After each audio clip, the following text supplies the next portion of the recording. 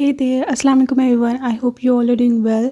इस वीडियो में हम देखेंगे कि हाउ वेव रेक्टिफाई की जो हमने फोरियर सीरीज़ एक्सपेंशन निकाली थी और फाइंड आउट की थी प्रीवियस वीडियो में, उसकी हम ग्राफिकल रिप्रेजेंटेशन करेंगे। प्रीवियस वीडियो जिसमें हाउ वेव रेक्टिफाई के लिए हमने फोरियर सीरीज़ एक्सपेंशन निकाली थी, उसमें मैंने कुछ टास्क दिए थे जिस टास्क में हमने पी एन और ए एन की वैल्यू निकालनी थी।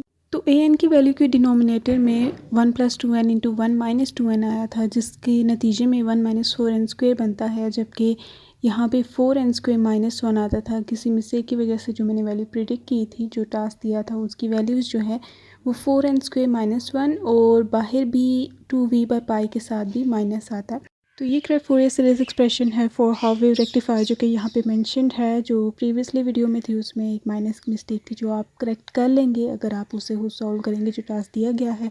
और ग्राफिकल रिप्रेजेंटेशन करने के साथ साथ हम देखेंगे कि किस तरह से वी के चेंज होने पे, मींस जो पीक वोल्टेज है उसके चेंज होने से वेव फॉर्म पे, रिजल्टिंग वेव फॉर्म पे क्या फ़र्क पड़ेगा, और उसके अलावा उसकी एंगुलर फ्रिक्वेंसी जो कि ओमेगा होती है उसको चेंज करने से क्या फ़र्क पड़ेगा।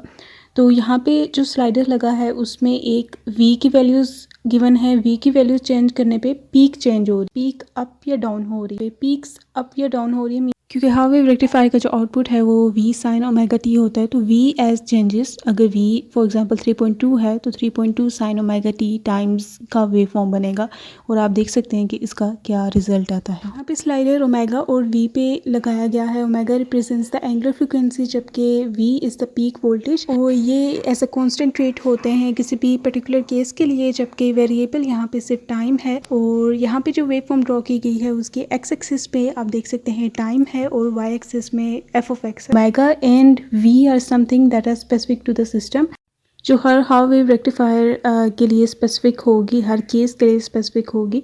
तो कोई भी आप केस स्टडी कर रहे हैं तो उसके लिए ओमेगा या वी फिक्स्ड होंगे, या फिर एट ए टाइम वो फिक्स्ड होंगे और आप उन्हें स्टडी कर रहे होंगे, जबकि टाइम के साथ साथ आप उसका एवोल्यूशन चेकआउट कर रहे होंगे। और सिस्टम कॉन्फ़िगरेशन के अकॉर्डिंग वो एज अ कांस्टेंट इसमें अपीयर होते हैं, जबकि टाइम के साथ साथ ये वेव जो है के का एवोल्यूशन होता है। एवोल्यूशन में आप देख सकते हैं कि मैंने यहाँ पे 220 टर्म्स ही ली हैं, और यहाँ पे 220 टर्म्स लेते हुए इसको एक्सपेंड किया, और हम देख रहे हैं कि इसकी जो पीक वैल्यूज़ हैं वो किस तरह की हैं। पीक वैल्यूज़ की 3.2 अप्रॉक्सीमेटली आ रही है, और इसकी लोएस्ट जो वैल्यू है वो भी आप यहाँ पे देख सकते हैं कि वो भी 0 आ रही है। तो ये वही वेव फॉर्म है जो कि हम चाहते थे। तो इसमें कुछ डेविएशंस होंगी, जो कि हम इसे अगर बहुत क्लोज़अप करके देखेंगे, तो क्लोज़अप करके देखते हुए हमें पता चलेगा कि इसमें कुछ ना कुछ डेविएशंस मौजूद हैं फ्रॉम द प्योर जो वेव फॉर्म होती है उससे। तो ये तब अपीयर होती हैं जब आप बहुत क्लोजली देखते हो, क्योंकि ये एरर्स जो हैं बहुत स्मॉल हो जाते हैं।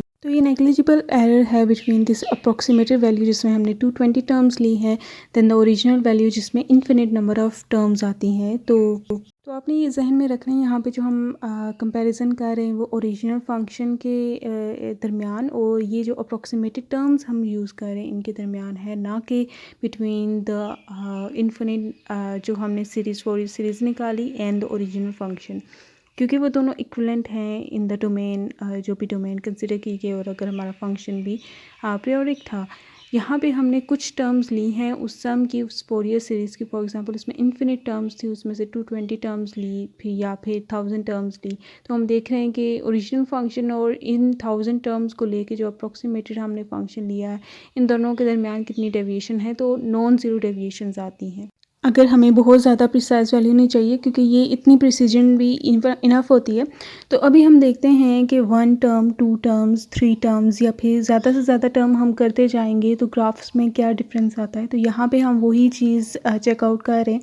यहाँ पे जो साइड बार में जहाँ पे वैल्यूज़ इनपुट की जा रही हैं उनमें कलर भी शो किया जा रहा है कि ये वाला जो ग्राफ है इस कलर में आएगा। फॉर एग्जांपल जो फर्स्ट ग्राफ था वो रेड में आ रहा है, सेकंड ग्राफ जो है वो ब्लू में आ रहा है, और इसमें डॉटेड लाइंस मैंने यूज़ की हैं, और उसके अलावा नेक्स्ट जो है वो मैंने ब्लैक में किया है। तो इस तरह से हम देखते जाएंगे कि वैल्यूज़ को इंक्रीज़ करते करते वो मोर एंड मोर प्रिसाइज या more and more towards how wave rectifier की वेव फॉर्म को अप्रोच करता है। तो यहाँ से हमें ये क्लियर होगा। और यहाँ पे हमने देखा कि वेव फॉर्म इससे पहले भी हमने देखी थी, उसमें हमने ये चेकआउट कर लिया था कि यही वेव फॉर्म जो है रिपीट हो रही है टूवर्ड्स इन्फिनिटीज़ की तरफ, दोनों एक्स एक्सिस के अक्रॉस या टाइम एक्सिस के अक्रॉस, दोनों डायरेक्शन में ये इसी तरह की वेव फॉर्म है। हाँ, टी को क्योंकि एज अ जनरल वेरिएबल लिया गया है, इसलिए इसे नेगेटिव एक्सिस में भी और पॉजिटिव एक्सिस में भी डिफाइन किया गया है, जबकि हम जानते हैं कि टाइम हमेशा पॉजिटिव होता है और पॉजिटिव डायरेक्शन में ही फ्लो करता है।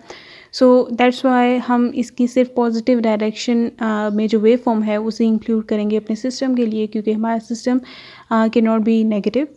In this way we have successfully drawn it, and in the next video we will see the graphical representation of half range Fourier series of sin x. उसकी sine series और cosine series को भी देखेंगे और उनका comparison देखेंगे। और हम इस तरह से डेस्मस को यूज़ करते हुए, ये डेस्मस ग्राफिंग प्लॉटर है जिसमें आप अपने फंक्शंस को इनपुट करके उनके ग्राफ्स को प्लॉट कर सकते हैं और उनकी वैल्यूज़ को इंसर्ट करके, लाइक एक्स की वैल्यू इंसर्ट करके, कोई particular value of T insert करके आप उनकी वैल्यूज़ को भी देख सकते हैं, इवैल्यूएट कर सकते हैं। और that's it for this video, and I hope you like it, and stay tuned for more.